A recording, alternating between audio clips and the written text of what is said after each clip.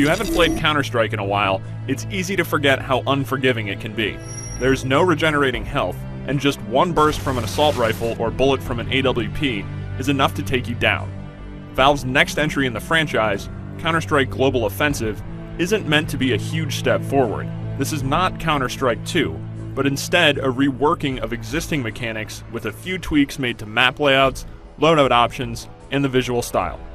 Global Offensive will also be available on consoles. Xbox 360, PlayStation 3, and PC players will get a chance to play when the game's ready sometime in 2012, though PC players will also get a shot earlier in a beta test planned for this October.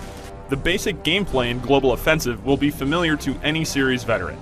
You split into two teams, terrorist and counter-terrorist. Depending on the map, the objectives will differ.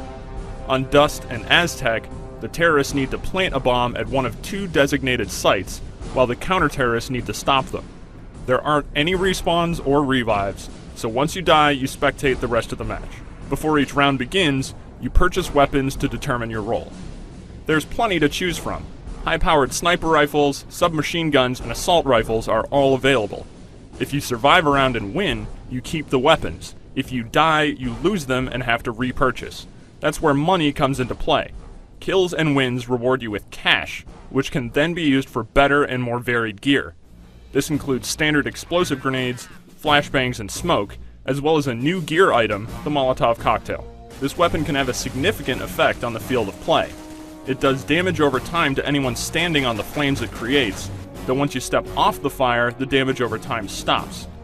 More than a direct damage weapon, it seems to be effective as a deterrent. Because no player is going to want to run across a carpet of fire, the Molotov seems like it could be really useful for map control and defense. Speaking of maps, Valve's made a few changes to the Dust and Aztec maps that longtime players might appreciate. The underpass area on Dust has been widened significantly, and a new stairwell leading up from the underpass serves as a great exit point for terrorists who would previously have been pinned down by counter-terrorist snipers.